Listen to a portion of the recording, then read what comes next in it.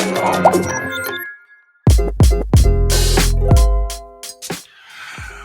up, everybody, and welcome back to another episode of the TheNerdGen Report. I'm your host, Pablo, and joining me, as always, is Mr. Brian Schultz. Brian, been a lot to see as of late, and more the same, with a little extra stuff in it. Trying to capture our imagination as to what it used to be, or how it felt when we came out of Winter Soldier, Civil War, and all these other films. So we're going to do a trailer reaction for Captain America 4 because I haven't seen it. I started watching it, but I didn't know what I was watching. I thought I was watching an old trailer, and then I said, oh, snap, this must be the new one. So I haven't seen it completely. Then we'll do some Marvel updates. Avengers 5. Nova has been announced in terms of where they are with production, when it's going to start. We'll talk about that and a lot of Star Wars news. Maybe I was like you when you were talking about the old man. I'm not, I don't want to see young kids and their plights. I got my own joints. I was watching it for my kids. My kids are interested, but they haven't asked me like, hey, Dad, where's the next? You know what I'm saying? So I haven't been pressed to watch it. I think when I sort of checked out when they were on like a moon and they had no headgear, they were just walking like it was. I said, nah, I can't watch this. I can't watch this. Mango on Dawn of the Jedi, Brian. This has been a movie or a concept or idea that we have been very much interested in sort of experiencing or witnessing what this was at its inception. Ashoka news. They recasted a beloved, I would say, actor, Ray Stevenson, whom I've seen in quite a number of things. He was even, I think he was a foe in Dexter. I don't know if you never saw Dexter? No, I'm not a Dexter guy, so. Oh, okay. I've rarely had Showtime in my life, so that's part of it. But hey, it got me to get Showtime. I would say that. I even saw that dude live. I was walking down the street and he was in a cafe and he had this look in his eyes. I'm like, yo, this dude, he would have been perfect as Daredevil. Matt Murdock, But they recasted Ray Stevenson, who I thought was one of the most interesting parts of the show, Brian. And unfortunately, he passed away. And now they have he has been recast with the what was his name on Game of Thrones? The dog, the bear. Yeah, something. It was something dog or hound. The hound, right? The hound. Yes, the hound, yes. Mr. Ewan McGregor will be back as Obi-Wan for the show, perhaps mostly as flashbacks, right? Yeah, there's some scuttle on that, but it does sound like season 2 might be getting the band back together a little bit from the Clone Wars days type of show. So we'll talk about it. Before I get into this, my favorite, the most anticipated movie. That's why I said it to life. You. I said it to you. But there's also some tidbits on Doctor Strange 3. Yep. And also the unlikely, what we thought. I think still. Shang-Chi 2. So we'll see with that. And then we got Sergeant Rock shooting this fall. Brian, they are really moving forward with this. Whenever this movie comes out, I know The Rock is going to be already planning his strategy to get back in the good graces of the people. So we'll see. So yeah, let's start off with Captain America 4. And so we're going to do a live reaction for it now. Hopefully you caught our reaction. Me and Freddie was watching Daredevil trailer. So that was fun. But before we get into the Captain America trailer, Brian, what did you think of the Daredevil trailer? I thought it looked good. I think it was good to see familiar faces. They certainly had a share of Easter eggs. I'm looking forward to seeing where Frank Castle is at, given how he appeared for a few seconds in the trailer. That was great. D'Onofrio and Cox obviously look great head to head, doing a little bit of version of the Heat diner scene, which we knew was coming. The action TBD. I mean, they clearly played up the brutality of it. They clearly played up the R-rated nature of it, but I think it remains to be seen whether the choreography can be as original or as creative as what the Netflix show did. So that one, I'm kind of like, okay, like you're giving us an adult show. We knew that, but I'm a little more reserved on how good that's going to look relative to the standard that I'm expecting. So that's the one piece where I'm kind of like, I think they're selling me something, but I'm not totally convinced yet. But we'll see. We know the same people are involved. So hopefully that means we get something elevated and something new and something different. And like I said, it looked like we got some Easter eggs. I know there was a lot of buzz about, I think there's a reference to Harlem's Paradise. So like Luke, are they suggesting Mike Coulter's Luke Cage is around? And we know Kristen Ritter has been lobbying hard to come back as Jessica Jones. So it doesn't put me off this show. I was going to be there March 4th regardless. So I think I don't know if you guys, I mean, I watched your guys' reaction, but I mean, I think it did the job. I mean, this is pretty tight, right? We're late back half of January, and this is coming in basically 6 weeks. So they held it. And I know the fires in LA, D'Onofrio said it supposedly delayed the release of this at least a week or 2 weeks. But let's, I think it's Marvel needs an event show, certainly after, the Penguin kind of took over the airwaves for DC. So this is their best shot. Do you guys want my thoughts on take on it? Just watch the reaction show. I share similar sentiment from which Brian has shared with us now. I just want to see if that story is tight. If they can continue what they did in the season 3 of Daredevil, they can continue that. But if not, I don't know. All right, so Captain America 4. Here we go.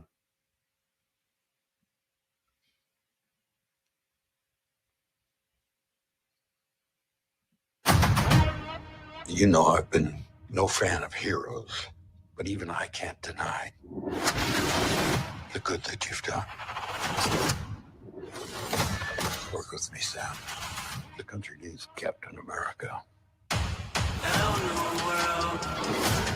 Tonight is the first step towards lasting peace across this great new world. Stand by for proof of death. Go, go, go! Your inner circle's been compromised. Either you can't see that or you don't want to. What do you think they talk about us? The country is on the brink of war. Facts.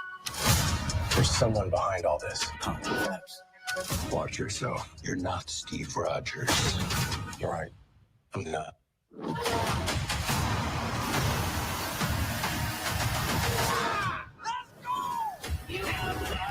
What do you think they talk about us? Captain America. Caught without his wings.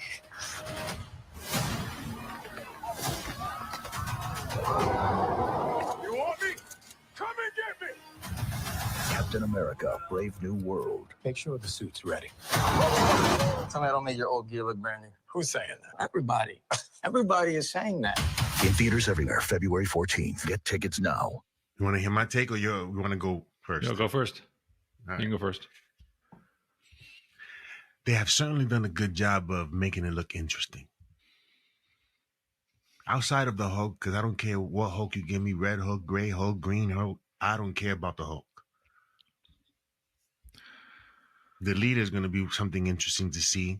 He reminds me, his character from what we've heard regarding the story and how he's able to how his fingerprints are all over this. He's sort of like Samuel L. Jackson in the first Kingsman.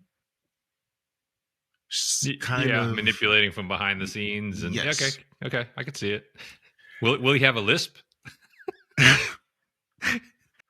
I sometimes find myself watching it and just concentrating on the lisp. When he doesn't do the lisp, I'm looking for all the words without the S's in it. Again, they're making it look good.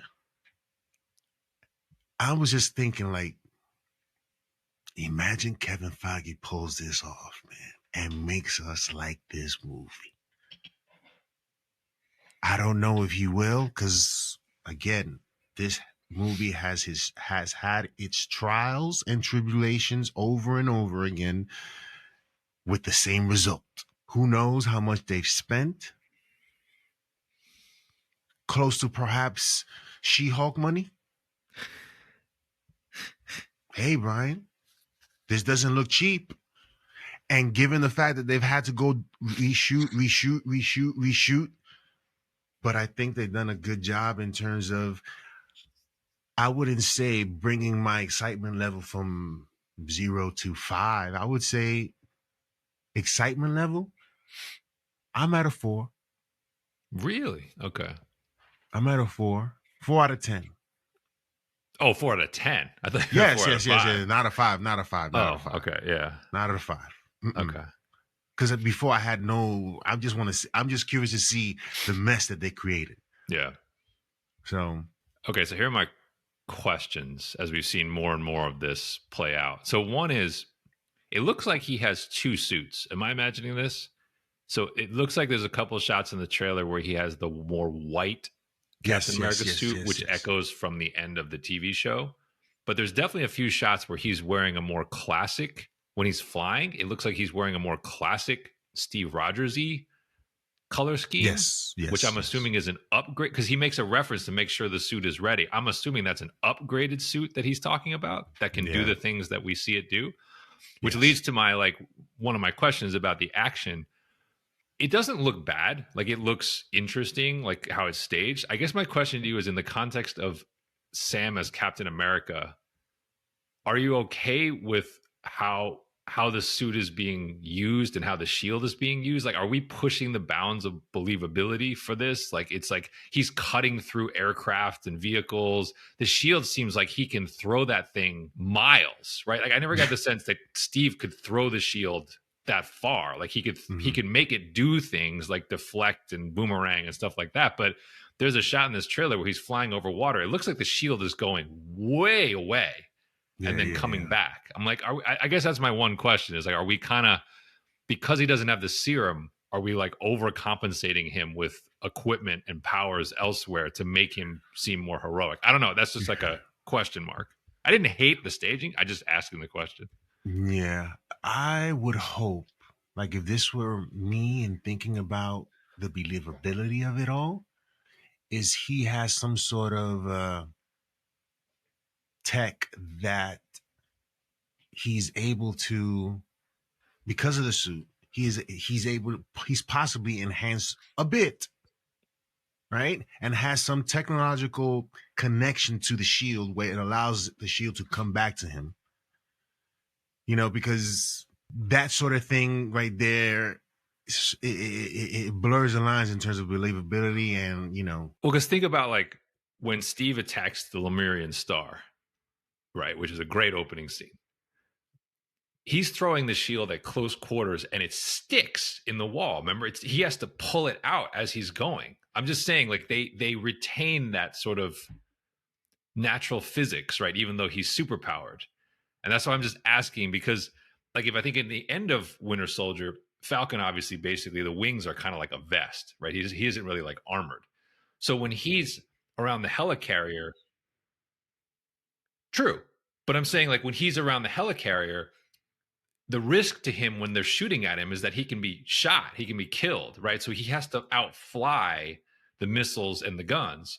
But if he has a suit that can literally just plow through an aircraft at supersonic speed, he's bulletproof, right? What is the risk of firing a gun at a guy like that? I guess that's what I'm asking. It's I don't know. It's one of those things that I feel could work and look cool, but it could also be the kind of thing you're saying where sometimes you walk out of these and you're like, yeah, that scene doesn't make any sense in the context of what you just showed me. Why is he scared of a handgun at point blank range, for example, if we're trying to dodge those bullets, if he can just ram through a jet engine and be fine? That's that. I'm just saying, file those away, because I do think they're dealing with new Captain America physics relative to what we are used to with Chris Evans. And I'm not saying it can't work. I'm just saying they have to be consistent, or else they're going to lose me, I think, a little bit. It'll be in the details of this movie. Those little details will sort of make or break, I guess, some of this film. So, again, Captain America, and I think in the first one, he was able to throw and it bounce off and stuff. I guess he understood the dynamics of it.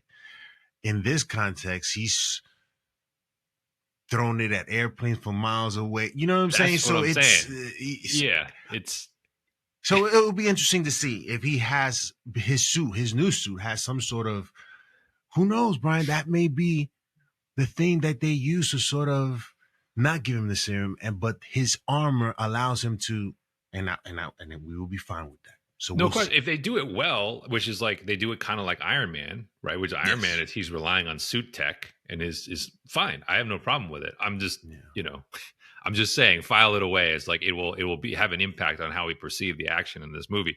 This whole thing about the leader and them not wanting to reveal it, I think is a little bit amusing because the trailer clearly teases Tim Blake Nelson. You see the outline.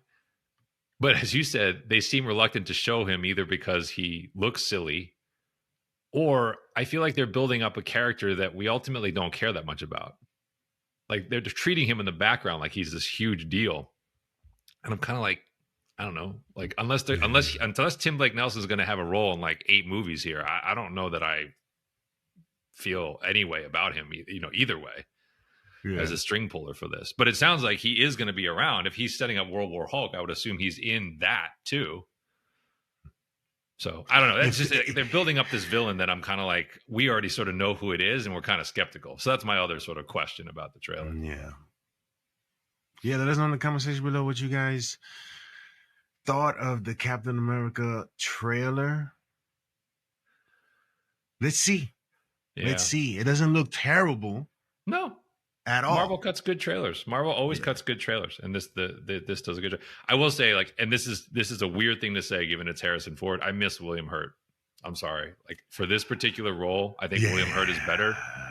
And that's not obviously Harrison Ford is one of my favorite actors of my entire life, and I don't know. There's something about the way Hurt rasped out Ross and kind of clashed with Tony and clashed with Steve, and I missed that. And I don't, there's just no way you're going to recapture that. And it's not anyone's fault. Marvel. Avengers 5 updates. Lots of Brian, updates. I didn't read anything, so you're going to get my truest reaction to, I haven't thought about it. But I may have heard of them, but I haven't thought about them. Brian. Okay, so let's go. Oh, man, where to start with our updates? Okay, why don't we start with the probably least surprising but kind of a little bit of eye-rolling report, which is that both Ryan Reynolds and Hugh Jackman are in not only Avengers 6, they're in Avengers 5 as well. So Deadpool and Wolverine will be coming to your Avengers movie as of Doomsday. It's going to make $1 billion, Brian. So that's not the goal, though. See, when we talk about Avengers movies, it's $2 billion. It's not $1 billion. Yeah. But they're going to, I think, have they added an extra billion to it? I don't know. No, I don't think as of today they're a $2 billion movie. I'm just saying if they do 1-1, that's to me that would be a major disappointment, and I think they would view it as a disappointment as well. But if it hits 2 billion, what? If it hits 2 billion? No, I said if they do 1.1, that would be considered a major disappointment for an Avengers movie. The low right now is Ultron, and that was 1.3, 1.4 back in 10 years ago. Yeah. So Deadpool and Wolverine are in this movie. Supposedly, it's getting crowded. I mean, again, we're trying to establish Downey as Doom. That's really the critical mission, it seems, of Avengers 5. And it kind of feels like if you're going to do, I know that in Infinity War, we had a lot of characters and then we were able to establish Thanos, but it was a lot of characters we were very familiar with and had spent a lot of time with. If we're going to start mixing and matching characters who have never shared the screen and have come from all different walks of the MCU, it's getting a little cluttered in there for this movie to really, I think, be effective for Robert Downey, which is what it needs to be. Do you want them in this movie? No, I didn't even expect them in this movie. Yeah, Secret Wars, yes, but why this movie? I heard there were rumors and stuff like that, but it wasn't anything concrete, and I thought they would come to the senses, but obviously not. It takes away from their objective, which is establishing Doom and spending time with him and the seriousness of him. Mm-hmm. If this turns out to be because every time they're on screen, how much time is the question? Because if they're in there more than 15, 20 minutes, it's like, man. How long is this movie? Could this be the hand of Reynolds? Could the successor be coming? I think it's the hand of the box office. I mean, right, there's some money. Like this is, if Deadpool and Wolverine had made $500 million, they're probably not in the movie. It breaks all sorts of records. Now it's in the movie. But the one challenge, I said, the one challenge, I don't know if it's a challenge. Avengers 5 and 6 are going to be PG-13. They're not going to be R. So, right. So there's a little bit of integration there for Deadpool in particular. Now we've seen Hugh Jackman in PG-13 movies. That's not the issue. Ryan Reynolds has lived in an R-rated world. And so bringing his humor, bringing his action without the gore, without the profanity, stuff, like that, that will be his challenge for him to Ladies and gentlemen, there's your first joke when you see that movie. Because he's going to refer to that when he starts talking and stuff like that. He's going to make it a joke. They're going to make it a joke. And you're right. Where he's like, I can't say that. Yeah, he's going to definitely do something like that. He'll look at the audience. Yeah, exactly. Yeah. So I'm just saying, but that will be the mix and match there, I think. All right. Okay. Second update. Perhaps not surprising, but I think I would like your reaction to it. So the Russos have confirmed that in bringing in Stephen McFeely, who of course was one of the writers with them on Winter Soldier, Civil War, Infinity War, and Endgame. They said that they have retained nothing from the Jeff Loveness, Michael Waldron scripts. Everything has been tossed out. So any rumors or reports you heard prior, any plans that there were for Kang or the Avengers, more importantly, everything has been scrapped. So what you're going to see is a completely new story, and they're not going to attempt any sort of substitution of Downey's Doom into whatever Jonathan Majors was doing. They're literally just going to lop that off and go in a completely different direction. So your reaction to literally starting from scratch with Avengers 5? I think this opens up the possibility of, because they know the story, they know the phase 1, phase 2, phase 3, all that was said, all that was done. For it to feel like some sort of connection to the new stuff works because it'll take us back to moments that people said certain things that were sort of left sort of open and whatever, but they have that to connect to and create a story that makes sense, Brian. That makes sense for the Avengers, the previous event, whatever, not the previous Avengers, but the OG Avengers to come back and be there. So that is what it creates. And for me, that creates a possibility of a compelling, possibly compelling story that no one's going to be mad at. And I think is the right decision. So I have 2 points. One question as part of that. So number one is, I do think there are opportunities interspersed in the movies and the TV shows where you can retcon Doom as having had a hand, right? We think of Wakanda Forever as the most obvious, where we know at one point there were going to be some explicit Doom references that they cut. So you could easily do a little bit of reworking to suggest he was involved with some of those scenes with the military early on. Yeah. And I think you could do the same probably in some of the other films to make it seem like he was the hand behind the hand. Yeah. I think the question I would have is, do you think it's necessary or valuable to acknowledge Kang at all? Meaning, just to spitball, like, so, like Quantumania ends with the Council of Kangs, right? So you kind of have this, here's the impending threat, is all these Kangs. Like, do you bother to have Doom basically destroy all the Kangs? Like, do you bother to have something that ties that off? Or do you just pretend like the audience never saw it and just move on completely? I think that is perhaps another avenue Deadpool would probably serve a purpose in making it a joke and making us forget. Doom perhaps may have something to say about it. I don't know yet, but I see Deadpool being the one sort of, I guess, making fun of it. Oh, like a TVA Deadpool or something. They just like they just cut that off, and it's like, okay. that's the only way they possibly sort of ignore the Kang situation and not really try to make sense of it all, because it's just doesn't make sense.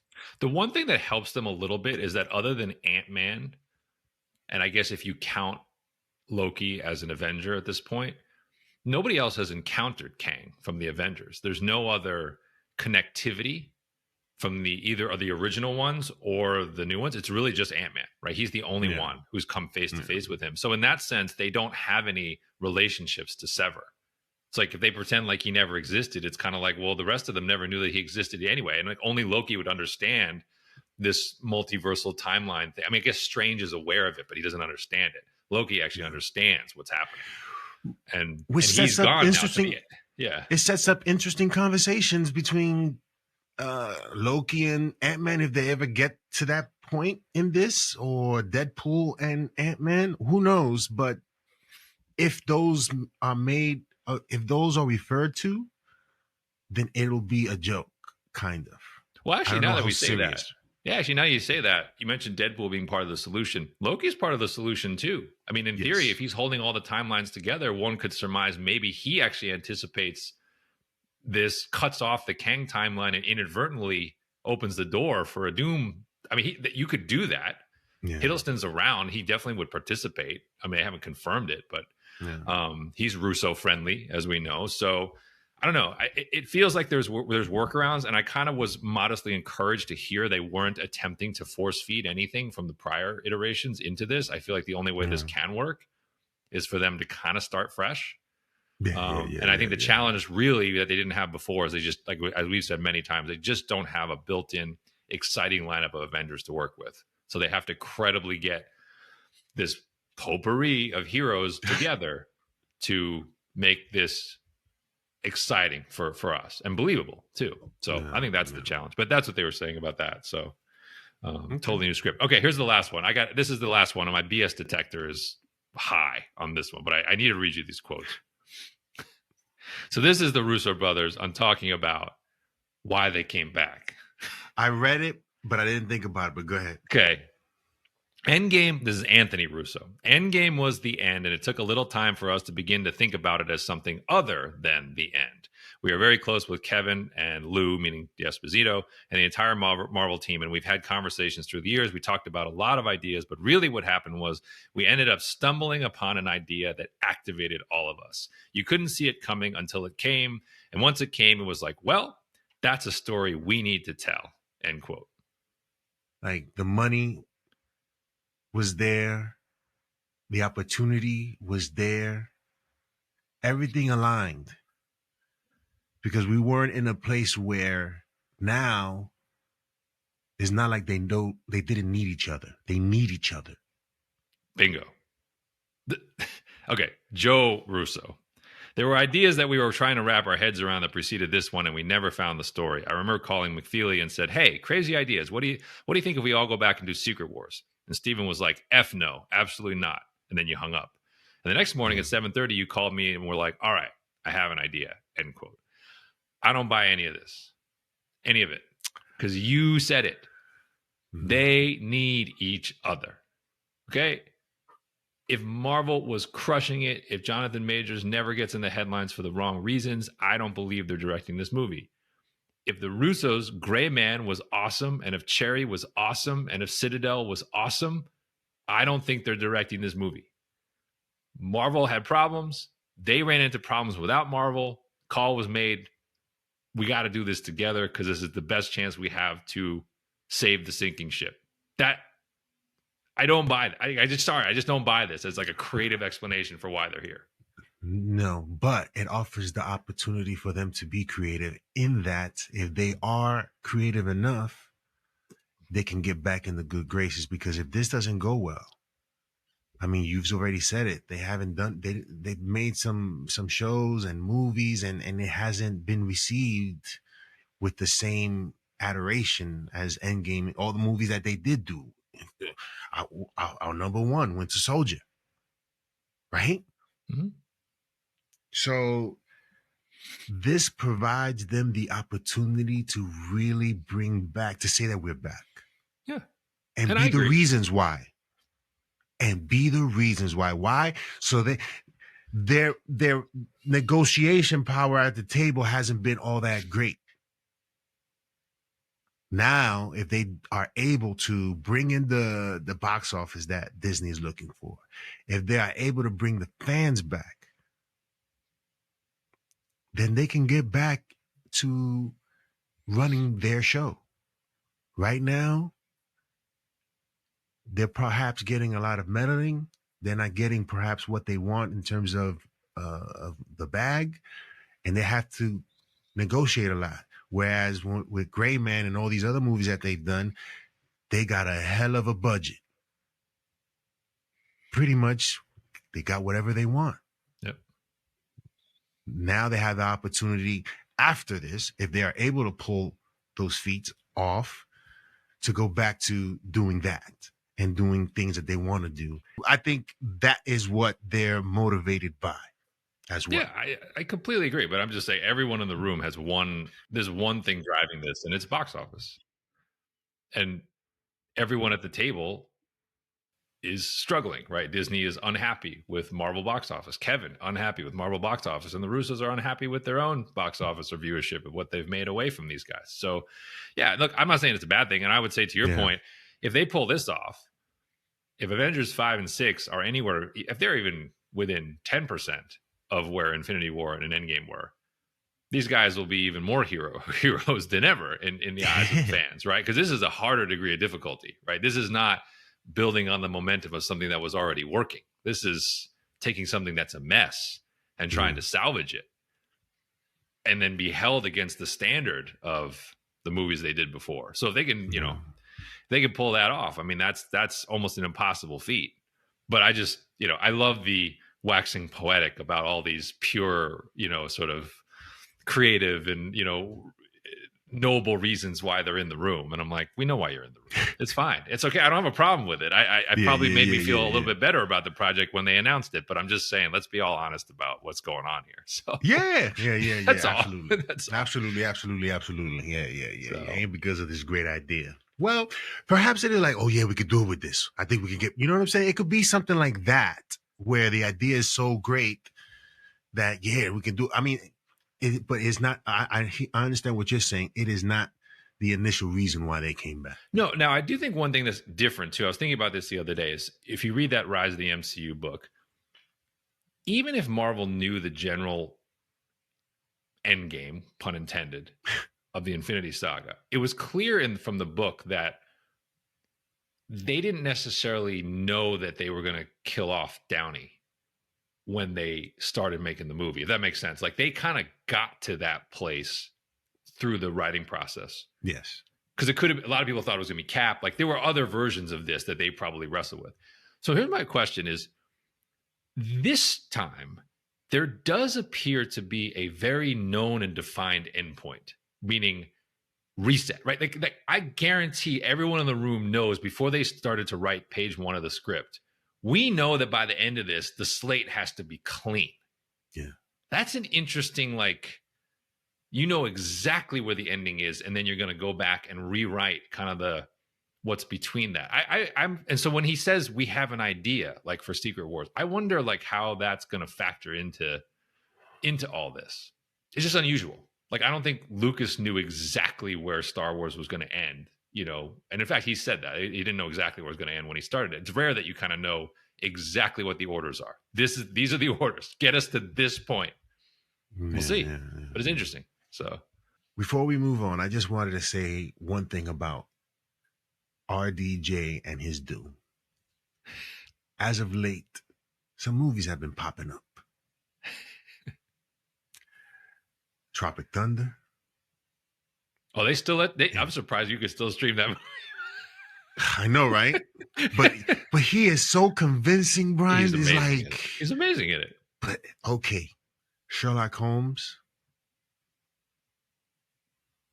U.S. Marshals, because you hated that one. U.S. Marshals is when he's also on some substances, I think, at that point. He's struggling a lot personally. At that time in his life, I think he's known to be really struggling. I thought that was like his first thing back, or it was Iron Man was his first thing back, right? Yeah, well, Was it? because he does that, and then he does Zodiac, which is a really good movie with Mark Ruffalo back in the day about the serial killer. So, but he supposedly, because U.S. Marshals is in the mid '90s, and supposedly around there he's really in the throes of the addiction and the substance abuse. So that's And I just find him just always like the star. He's a leading man. That guy. He's a leading man, and whatever role that he's in, he's always memorable, and he always does a fantastic job. I haven't seen this other show that he did that he plays multiple people. I gotta watch that. I can't remember. Well, he was nominated for an HBO. Oscar for Chaplin back in the day. Yes.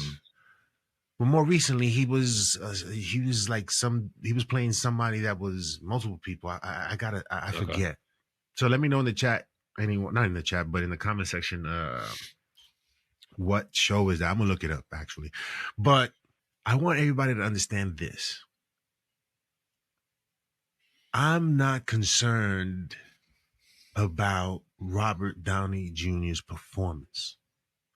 I think, hopefully, that he will transform right before our eyes into this character because he's done it so many times before. Yes, which speaks to his greatness, I think. My concern is for the future of the character, the future of Doom. Will they give it that same respect and importance that this Doom will be for this movie? That is my concern. Doom is an important character, and I just don't want him watered down back to the Fantastic Four days. And it's not that they didn't know what they had or what it was just people just doing stuff. They had Barbershop, Tim Story to do that movie, yo. So my concern is, will they give him that same respect like they're giving them now? Because I think RDJ is going to do a fantastic job. And based on what we've just spoke about, this is turning out to be a very interesting movie. But let's see. So I think you texted, you had texted me. It's funny. It's so funny. You and I rewatched Sherlock Holmes probably within days of each other because I had already been watching it. I actually think Tropic Thunder is a better argument for what you were saying to me, which was I think you were kind of expressing this general like maybe you're starting to come around on the idea of it. I think Tropic Thunder is a better argument for your case than Holmes is. The reason I say that is because I think his portrayal of Holmes starts to suffer from my concern for the role, which is once he became Tony Stark and Iron Man, he imported some of that character into everything he did. Gotcha. And so when I see his version of Sherlock Holmes, yes, he's doing a British accent. Yes, he's sort of acting eccentric. But then I feel like he lapses into he's basically Tony Stark in London at points in that movie. And to me, that doesn't work. That's not how to me, Sherlock Holmes is somebody I've read every story multiple times, and he doesn't capture Holmes to me. And that's the Doom analogy, right? Like he can deliver a memorable performance, but not capture Victor Von Doom. And those are two different things. Yeah. Whereas in Tropic Thunder, he disappears. He's a totally different guy. And like part of what makes that role, whether you find it now insensitive or not, what makes it so magnetic is that he is so transformative. That's more what we're looking for here, is the ability to truly inhabit somebody that is the essence of Victor Von Doom. And I guess that's what I said. Is it in his capabilities? Absolutely. He's one of the most gifted actors of our time. Is he willing to do it? Is he willing to do it in a mask 90% of the time? That I don't know. Is he too big of a star now to do that? And that's really the question that I see, and why I'm still probably net more concerned than not. Like if I draw a very rough analogy, we just talked about Craven, and I kind of said to you, like as bad as that movie was, like whatever Alessandro Nivola was doing as the Rhino, I was just sort of intrigued because it was so different. But see, Doom is not a character where I want to see that, right? Like that's like if Downey's doing something so charismatic and so magnetic that I can't take my eyes off it, I'll respect the craft. But if it's so far afield from what I imagine Victor Von Doom to be, I'm still going to be frustrated with the performance. Yeah. So he needs to kind of meet somewhere in the middle of like bringing his genius and his charisma to something that I actually think echoes the actual character that we've always wanted to see. I don't think there's any risk he'll be like Julian McMahon. I don't think there's any risk he's going to be like what we saw in 2005. I think the risk is that he's just too close to being himself. Yes. Yes. What else, Brian, in Marvel? Well, we got some of these like long-term release date sort of reports rumbling out. One I would say was less surprising, the other a little more surprising. So there was talk about sort of the post-Secret Wars era, Doctor Strange 3. They were potentially aiming to gear that up and start to shoot it by 2027. And then in 2027, there was also a reference that maybe they would attempt to shoot Shang-Chi 2 by 2027. I mean, Doctor Strange 3 we knew was probably coming. I mean, the second one, for whatever we thought about it, made just under $1 billion. So you're clearly going to get a third movie. Shang-Chi 2 has been the one that we've speculated there might be some wholesale changes. And what's not clear from the scoop that I saw, the report that I saw, it's saying that they are aiming to get it in front of the camera. It does not say who's making it. And the implications seem to be Destin Cretton has kind of moved on to Spider-Man, but maybe the door is open if he wanted to come back and do Shang-Chi 2 as well. I kind of think that's unlikely, but that one seems very up in the air to me. Yeah. I don't think we care enough for Shang-Chi to even, for us, me. I don't care enough about Shang-Chi to, especially after Secret Wars, for me to watch it, right? Because who knows at what time period they'll be telling this story. Will it be before, or this is because if we doing a reset, let's reset. But I understand a Doctor Strange 3 to sort of give us the his world lens as to what transpired and things that perhaps that were going on in the background that perhaps led to Secret Wars, because we still haven't explored that. So I can see those possibilities. But with Shang-Chi 2, if he's not in these movies that are coming up, and he is in the movie, but it's minimal, it doesn't affect it, I'm not interested in Shang-Chi 2. I think he's a top 3 biggest loser of all the transitions that have occurred with Avengers 5 and 6, right? To not have Destin Cretton direct Avengers 5, to not have the original scripts, which supposedly had him in kind of a leadership role within the Avengers. I don't see there's any way his character is not marginalized in the new version. So he'll be in the movie, but he gonna be in the photo like off to the side. And if you kind of don't have your like widescreen, you might like lose him from the photo.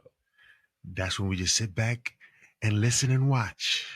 So that's see why what he has to say about it. Yeah, no, exactly. That's why I think like I'm pretty skeptical of the report, because they just don't have the infrastructure to make this movie, right? They've lost their director, they've lost their writer. Yes, they have their star technically under contract, but I don't know. Whereas Doctor Strange 3, to your point, I mean, they have Cumberbatch. It sounds like they, are at least open to having Raimi do another movie from scratch his way. And Strange is pretty malleable, right? He can travel anywhere you want in the multiverse through time. Like you can move him around on the chessboard and it's still believable. So that one, whether they spend time with Charlize Theron or not, I could care less. But him coming back and doing something with him is fine. My question to you with Strange, though, if they do Strange 3, is it's kind of felt like that's another character where I don't feel like we've quite gotten there. Like, it's an interesting character, but I almost feel like we wanted to get there. Yeah, that's what I'm saying. Like in the second one in particular, it kind of felt like the movie was moving away from him. Like it became more of a Scarlet Witch movie, or it became more of America's movie. Like you know what I mean? It kind of felt like Doctor Strange was kind of just there, passing the ball. Like he wasn't really. Yeah. That's why with Doctor Strange 3, it's like, can you figure out a way to make him the guy for his own movie? Yeah. We'll see. Yeah. He was like Pippin. Well, hope he's not like Pippin and refused to come in the game. What else? Nova. Yeah. So we've been waiting for this.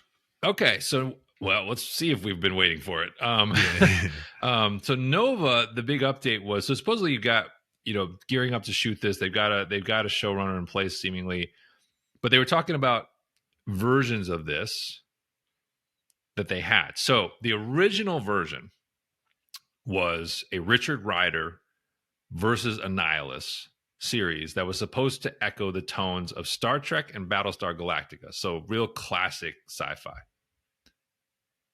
But now apparently they're kind of redoing the tone. And they're saying now they want less of the Star Trek Galactica seriousness and they want more Top Gun with a Marvel wink. That's the description. Yeah. And one of the pitches that apparently is, I guess, near the top of the board is something similar to Starship Troopers, which was a satirical sci-fi movie by Paul Verhoeven in the 90s. I got a funny story about that when I went to go see it because I did not know it was a satire when I went to go see it. So I was not in on the joke when I walked in the theater. So here's the quote. They requested the story feel young and sexy, capturing the energy of 80s military movies. And one pitch is essentially Starship Troopers with Richard Rider and Casper Van Dien's arc as sort of a cocky jerk who falls in love with Namorita, joins the Nova Corps, and gets assigned to a backwater planet that becomes the first phase of the Annihilus wave. And they treat the wave like the bugs in Starship Troopers, really leaning into the theme of how the Nova Corps uses propaganda to police the galaxy and recruit its members, end quote. What do you think of that as a premise for this show and bringing Richard Rider into the MCU? I don't know. I would say this. I'm not too familiar with this character. I know he's a very popular character. I am familiar with some of his story. I've read it up like, Marvel Database, whatever. I just want to see what it looks like, this sort of space adventure. The Top Gun thing, or the reference, is always interesting. Done in space, something that what's her name wanted to do? I forget. Patty Jenkins? Yes. Rogue Squadron. Yes. Well, supposedly she's still doing it. We'll see. But yeah. But the tone being like Starship Troopers doesn't get me excited, obviously. That's what I would say. All right. So now I'm gonna do the reveal on you. And we need our new logo. We might need some music for this. Oh, yes. So, Bono segment. Okay. So this is where I give you the context for what I just said. So the reason we know the Starship Troopers pitch is more than just rumor is Bo DeMeo is the one who made it. And he confirmed that. So Bo came on after this started circulating and he said, can't speak to the larger plans, but that Starship Trooper pitch was definitely me. And I was in the midst of discussions for developing Nova. That's interesting. Once I had wrapped season 3 of X-Men 97. So he kind of is saying whether this happens or not it ain't going to be what I originally was because he was the one who conceived of it. But he apparently then goes on to basically spill the beans on what he was going to do. So he had a 2-season arc of this in which he basically was going to start with Starship Troopers and end up with Mission Impossible. That was sort of his 1-sentence pitch. And he said this is funny, to avoid ballooning the budget, this is him talking, I plan to have Rick, meaning Richard Rider, and his team get stranded on an outer planet that's now mysteriously a ghost town, i.e. it would be cheap, right? Cheap budget, cheap set. While there, the vibe would then be very pitch black for the rest of the season as they're trying to survive on the planet being invaded by the Annihilus monsters and they're slowly being killed one by one. But at the same time, you're seeing the Nova Corps putting out cosmic bulletins about how everything is fine in the universe, end quote. And then eventually they discover the invaders are being controlled by the King Bug, this is him talking, Annihilus. The Nova Corps have known about him the whole time, but redacted everything about him. So this sets up Rick and his team in season 2 to go rogue against the Nova Corps and hunt down Annihilus before the wave comes to the core planet of the MCU, end quote. That part doesn't sound bad, I gotta be honest. No. So if he's setting the satire up to pivot it into something more dramatic and sort of this impossible space run mission, that actually sounds pretty cool. Yeah. And if the fact that obviously Marvel and Bo DeMeo are on the outs means we never see any of that, that could be a shame. But anyway, once again, that sounds interesting. He's not holding back. So he's telling you everything that he gave the studio. And that's what's wild is it sounds like he was going to be the showrunner. That's the other thing he's saying. He was in talks to be the showrunner for the Nova series. after X-Men 97. That obviously is not happening. So What's happening with that whole thing with between Bo and Disney? the legal side, I don't think we've had any updates. I think your answer will be no, but do you think they do a James Gunn? Oh, I'm going to say no. Because I think part of why the James Gunn thing happened the way it did was because he had such a unilateral support from the stars. If you remember, they were, I mean, Pratt and Saldana and Dave Bautista in particular were basically like going to bat for him every day and saying like they wouldn't come back to do another Guardians movie if he didn't come back. Right? It was like they were pulling the Jimmy Chitwood, you know, it's like only very few people will know this reference. It was like no Roger, no rerun, no rent. I don't know that one. I know you don't, but I know some people will know. So yeah, so that I think I don't get the sense Bo DeMeo has that kind of in-house star support for his return, and we obviously don't know. We don't know exactly what happened, right? The allegations are different. In James Gunn's case, you're talking about you're talking about social media from the past that he was being held to account for. In the DeMeo case, you're talking about conduct like in the room on set, right? In at least X-Men 97, but we know he was on other projects. So we don't know. I mean, it does seem like a somewhat different situation. So I'm going to say no. I'm going to say very low odds that you ever see a reconciliation between the two of them. But in the meantime, he might be the best scooper we have for the time being because he's going to tell you everything that he was in contact with within the studio. I got to milk this bone nose thing because this is perfect. No, what I can't wait for is X-Men season 2. Oh, yeah. Oh, my God. That's going to be, when we do our recaps, there's going to be a whole section dedicated to his recap. Word up. Oh, man, I cannot wait. I think we're waiting for Bo to talk more than the X-Men show. Oh, snap. His Twitter is going to be crazy. Anyway. So that was Marvel for this week. Yes. Pretty good healthy dose of Marvel news after DC had sort of had the stage for a bit there. Yeah. Skeleton Crew, Star Wars news. Yeah, let's do some Star Wars. Let's put some stuff there. So the Skeleton Crew wrapped up, right? Yep. Again, I sort of checked out when these dudes were on the moon just walking around like nothing. So I was like, nah, I can't do this. But I did read about the ratings. And although people liked it, and it does have some cool reveals and things of that nature, people, like, I guess Star Wars fans and regular people just didn't tune in to this show, regardless of how great it looked. But there was just no excitement for it and no word of mouth for it. Yep. So there are some people who did like the show and saw the show that it's a shame that they're not going to do a season 2 because of the way it ended. But your thoughts, Brian? I don't know if you saw it. So we watched it. My daughter really liked it. It's obviously for her. I mean, she's 10, right? So this is for her. So she loved the fact that the leads were people she could relate to and kind of see herself in. So she was very excited week to week to watch this show. I thought it was good. Like, I think, like, again, I'm not the target audience, but like, I thought as sort of an Amblin style, Goonies-ish, E.T. type of adventure, like, I thought it was actually pretty well done. It looked pretty good. I thought there were some decent effects in it.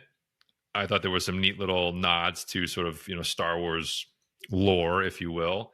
Jude Law was clearly having some fun as a spoiler alert, kind of a rogue in the show. I thought they made a wise decision to effectively end it with season 1. Like, I know they've said the door is open, but I mean, if you watch the season, there's really no loose ends. Like, it's very neat and tidy. But to your point, this is the dilemma of Star Wars, in that I think this is a pretty good show for its target audience, but they're trying to do something original and they're trying to get away from the formula, and people just don't show up.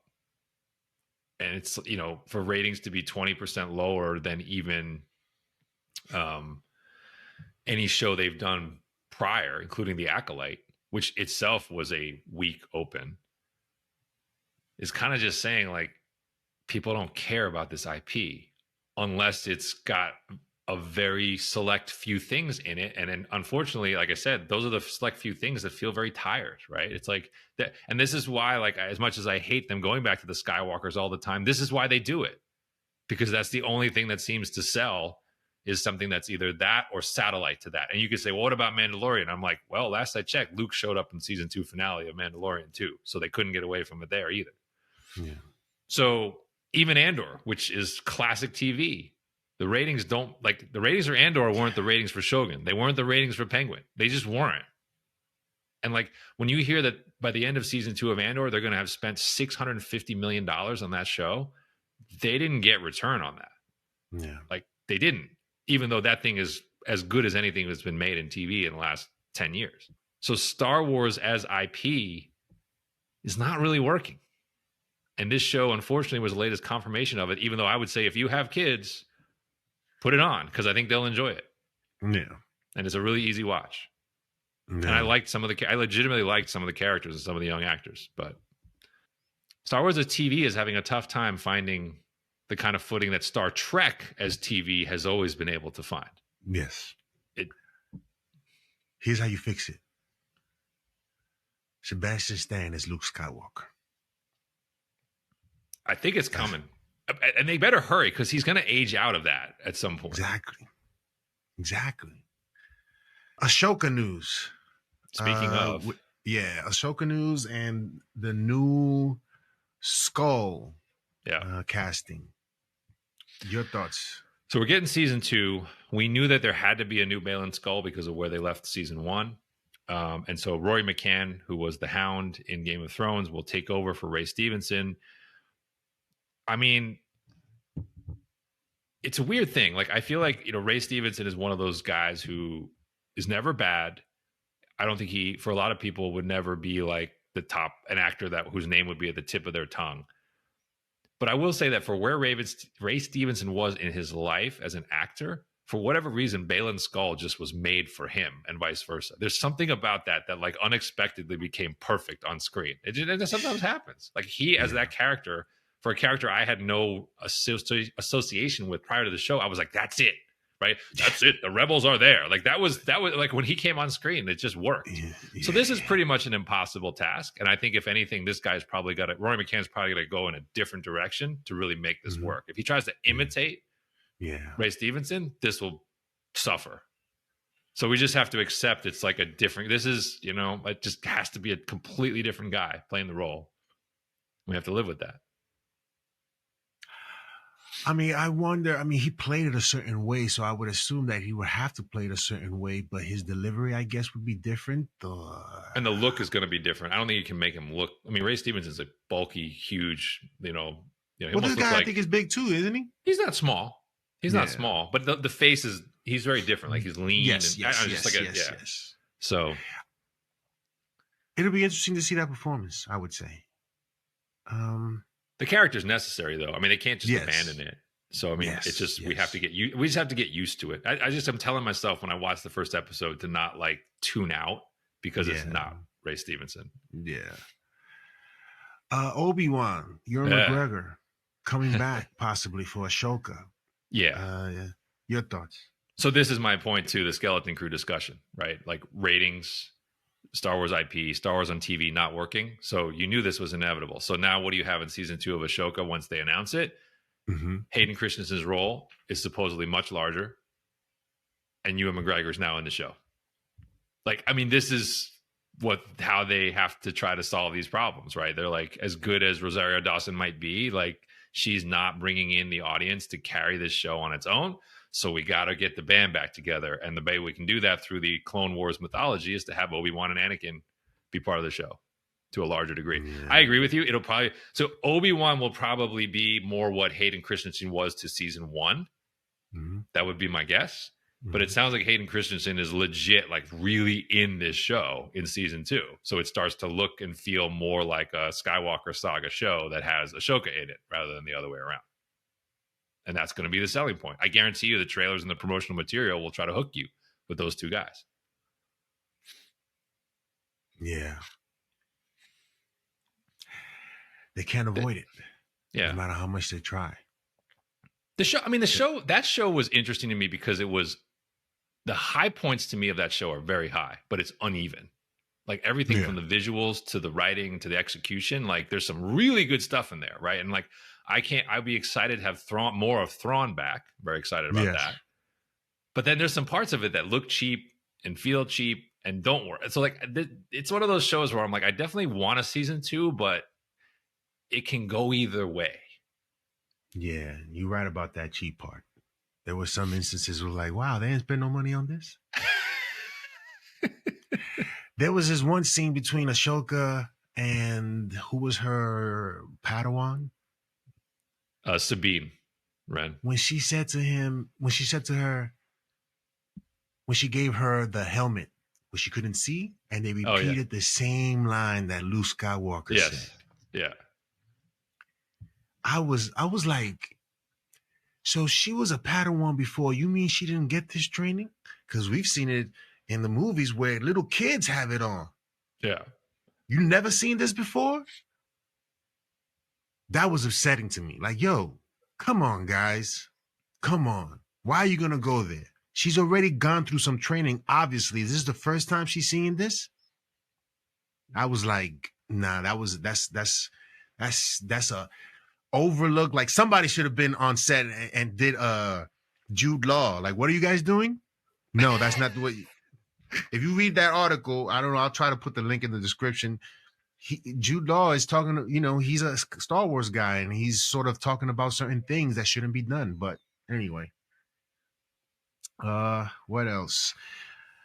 Mangold and his idea of Dawn of the Jedi is an idea, Brian, I can wait for. I mean, I don't want to wait for it, but if it happens, I'm there. And this is something that it cannot overlook because it can be the jump off point for success for Star Wars if they go this route. If you do this film, you cannot perhaps deviate from the essence of what the Jedi is going forward and how this power is used, whatever the case may be, and what it means to be a Jedi. The origin of this is something that we've never explored, obviously. And to see it for the first time and being treated with the seriousness I think Mangold can bring to it is something that is worth rolling the dice on and moving forward without hesitation. Your thoughts? So this is the through line of our discussion here, where we're talking about Star Wars and new and Star Wars and original, right? So I think this project is very sneaky, as important as anything that they've done in a long time. Yeah. Because to your point, if this works, they might have an avenue to really break away from the Skywalkers in a way that people are genuinely excited about and don't feel held hostage to. And Mangold talks about this. Just go pull up James Mangold on Rotten Tomatoes. He's a very high floor director. Like almost everything he makes is generally entertaining, solid to very, very good. Of course, he has like Logan. He has a couple of real hits on his resume. So I have very little worry that this movie will be bad, because he really doesn't do bad movies. Which means if this movie is good and it doesn't work, that might be the end of anything non-Skywalker. Yeah. It might be it. Yeah. So I think this project very quietly is pivotal to the long-term future. So let's talk about what James had to say. And by the way, not a small thing in here. The guy who's working on the script with him, Bo Willimon, he's the guy who conceived of and wrote House of Cards for Netflix. Okay. So that's not a nobody either. Yeah, yeah. So he said, this is Mangold. To me, the really important aspects are the freedom to make something new. There it is, right at the top. Bo Willimon and I, in relation to Star Wars, have been working on a script. We'll see what happens. Do we find a way on the page to say something original? This Star Wars movie would be taking place 25,000 years before any other known Star Wars movie. It's an area and a playground that I've always wanted to explore and was inspired by as a teenager. I'm not interested in being handcuffed by so much lore at this point that it's almost immovable. And you can't just please anybody, end quote. Yeah. I mean, he's putting it right out there. The This only is a reason he roll the wants to do dice this is situation. not. He's like, so they're taking their best shot at something not held hostage by legacy Star Wars. And that's what I'm telling you. If this works, it's amazing for them. If it doesn't, it might be the end. The end. Yes. And that's the risk. How much you spent on this? I think they should spare no expense for this one. I think they should go for this one. And remember, he's pitched it as Star Wars biblical epic. That's the one-liner. I'm in. Like that's because here's what you potentially get with something like this. As we said, Lucas's vision about the Force and its capabilities have diminished over time. Mm-hmm. To see it at its inception is something I think to behold and worth wanting to look at, because you ain't never seen nothing like this. Yeah. As I said, it is the one hint and tease of something from the Acolyte that got us excited, was seeing Jedi that were more powerful, Sith that were more powerful than what we had seen. And I know that upset some people who really wanted to see, who really just like Luke versus Vader and Empire Strikes Back is the lightsaber work that I want to see. But there is something really cool about seeing like early Force users who become masters, who can do impossible things opposite each other, and how they go good or how they go bad, and what, how that sets the tables for a universe long down the line. Like, I think that's really cool. And I think if it's done in the style, like I said, if it's done in the style of like those old 60s movies, like the 10 Commandments or what have you, like that could really look interesting. Like, and we've been advocates for this. Like, we want to see this. This is, you roll the dice, man. You can't continue down the path spending money and continue not working. And they're hedged, right? With the Simon Kinberg trilogy, which supposedly is going to be Skywalker 10, 11, and 12, they've already said they're going to keep going with that as like a hedge. But I'm just saying, like, give this guy $250 million and let's find out. This is a worthwhile loss if it's a loss. Especially if you spent what you've done on Andor. But that's what I'm saying. If you got 2 seasons of Andor that were as good as they will likely be when season 2 comes out, and if this movie is really good, that's what I'm saying. At that point what you can't do with this, which will be sad. As someone in my position will be sad. But I think you'll definitively know. If Tony Andor and James Mangold give us great TV and great movies that have nothing to do with the Skywalkers and nobody showed up, then the IP is what it is. Yeah. Let us know in the comment section below. This is something interesting. You can't ignore it. If you sit and think about what this could be, you have to see what this is. So let's see if Star Wars Disney sees the same thing, because I know they see it. You know why they know? I know they're seeing this because they're still talking about it. Yeah. People are still pushing that idea because it's interesting. And this movie, I think, is going to happen. So I know we always talk about it in Star Wars universe with Kathy Kennedy's World. They announce stuff and it doesn't happen. This one feels pretty firm because they do have the personnel. They have a release date. They have sort of a target shoot date. So like, I think what dates do they have? So he's saying they're going to film this year. So that's pretty like tangible, like that basically like he gets the script ready. They're going in front of the camera and that means they have the money in hand. And I would put them aiming for probably a 2027 release. You figure they shoot it in 25. They need about a year of post, so maybe Christmas 26, somewhere around there, like maybe first quarter 20, like summer 2027. Like it feels like this movie will happen because you're going to get the Mando Grogu movie in 26 for sure. That's done. That's in post right now. And then I think you are going to get this one. This will be the next one. So, yeah, man, the possibilities there are for the future of Star Wars. This is where you begin, obviously. I think I'm the first teaser for this. This goes into our teaser category. This is like, can you get that to a place where we're like, what the was that? Oh yeah. Oh yeah. Oh yeah. Most definitely. Most definitely. Because even the non-fans and the fans that perhaps hate on anything outside of the Skywalker will be tuning in to see what this looks like. Yeah, because again, I say like I'm not like the Acolyte turned out to be a massive disappointment, but when they leaked those like 20 seconds of the kung fu, Yeah. like for that brief moment, they had our attention. Yeah, we were just thinking about what are we going to see in this, right? Yeah. And listen, Acolyte, for what it was, they had its moments where the fighting was, I think, done very well, and we wanted it. If it was mostly that, but they got into other stuff. We were like, okay. But anyway, last thing, DC's Sergeant Rock, filmed to shoot this fall.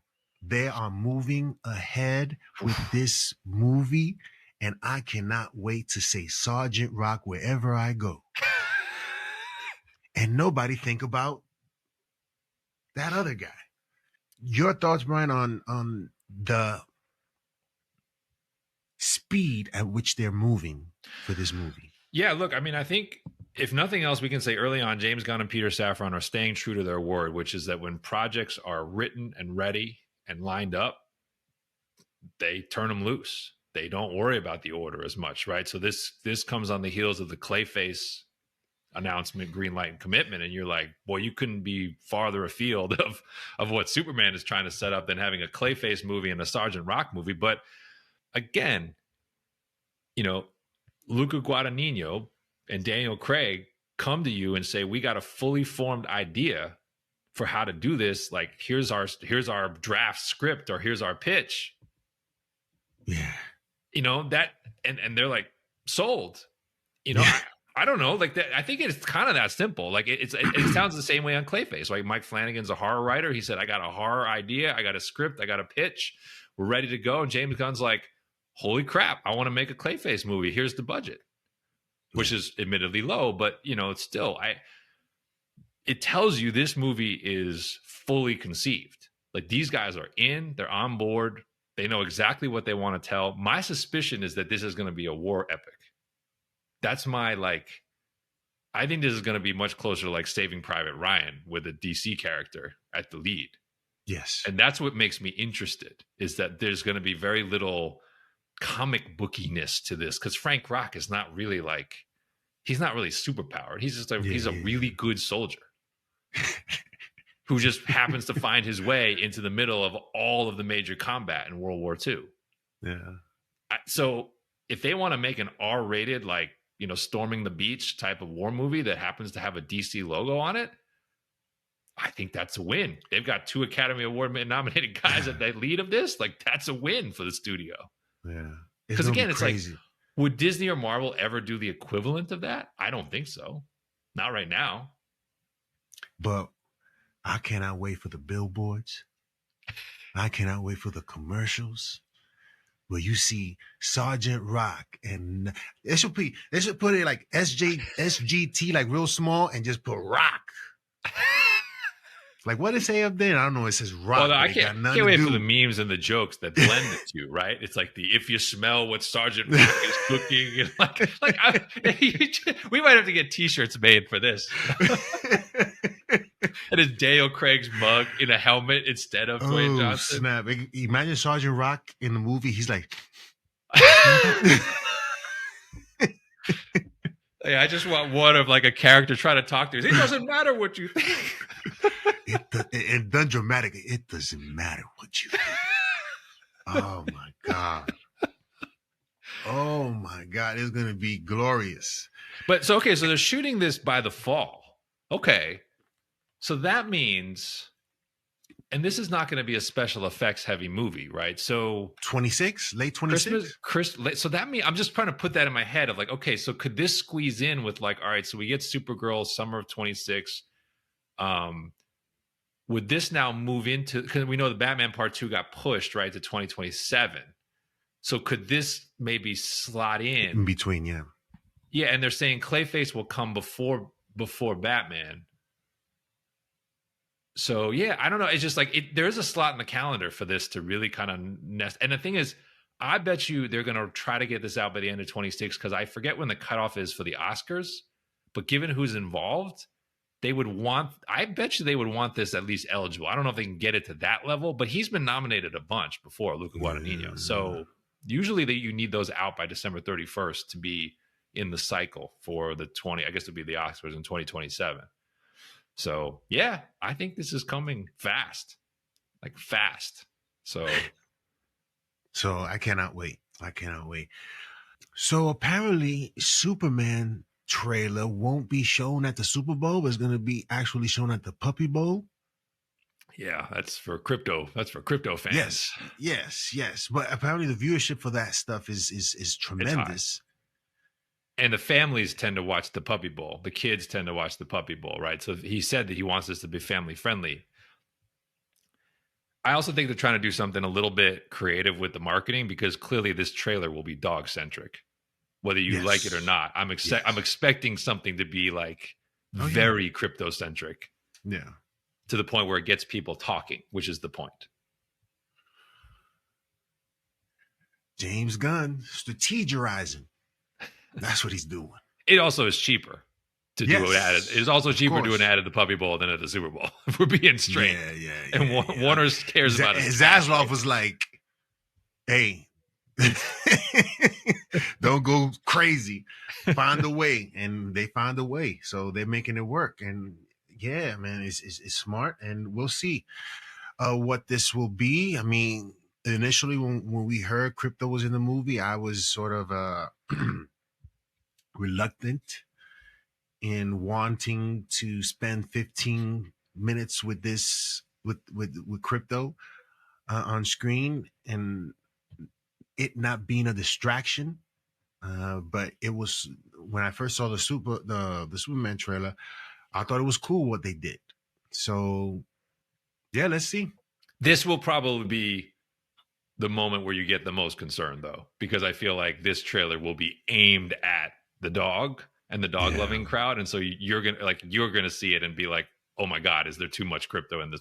This will be that moment where you sort of have to be like, all right, it's for the Puppy Bowl. Yeah. All right. Let us know in the comment section below what you guys thought of everything that we discussed. I'll say this before we wrap this up.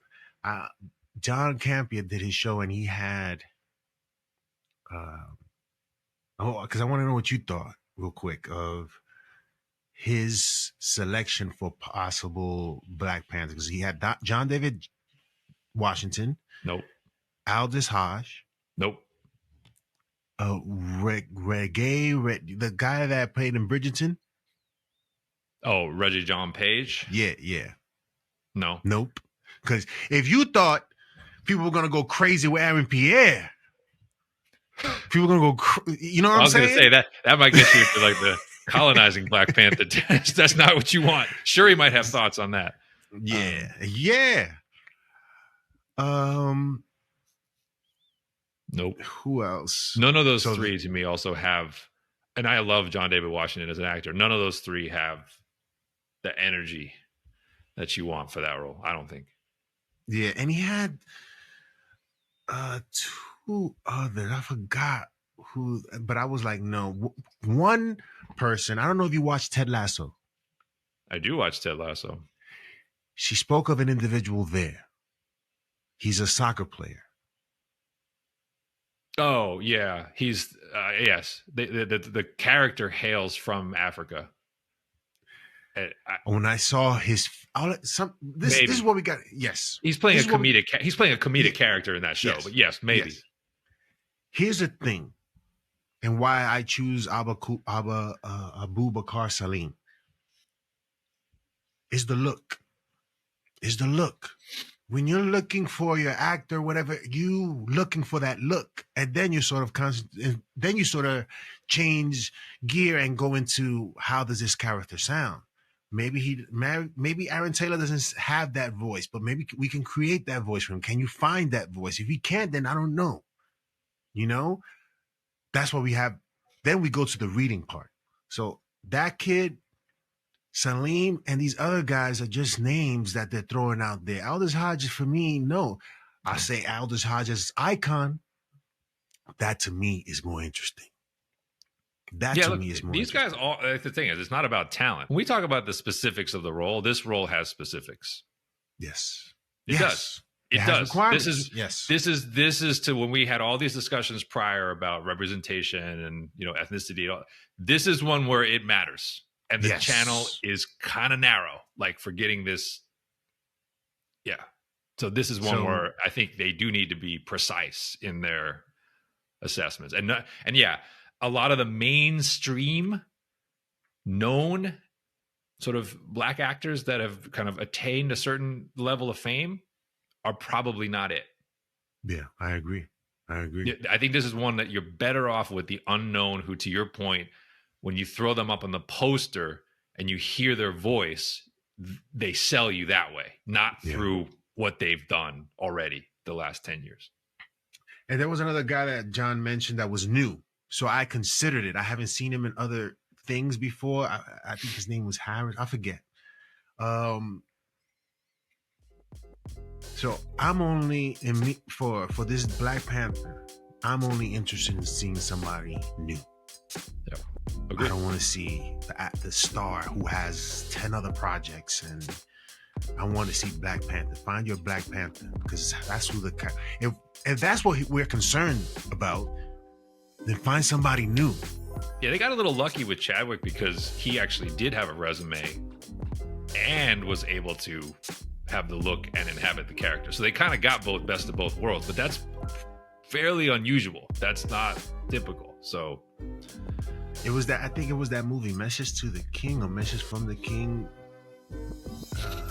that Chadwick did that sort of sold him, because he was doing an accent in that one, and he was from Africa, and he was doing fighting. He was the perfect guy for that at that moment. But now we got to find another perfect guy. That's it.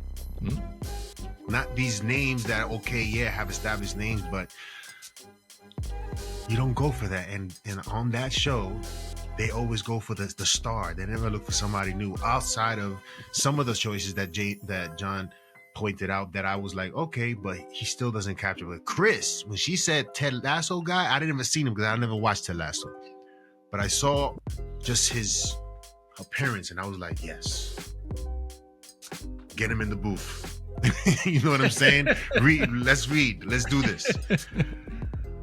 But yeah, let us know in the comment section below what you guys think of all the things that we discussed. There was a lot, but yeah, the superhero genre is, I don't know if I would say perhaps on the cusp of reigniting the excitement of the genre, or on his way, like, again, like we've said in the past, going into the Western stage, we only get one or two of these every few years. Mm-hmm. And that would be a shame. But yeah, hit that like and subscribe button, and we'll see you next time on the NerdGen Report. The show goes on!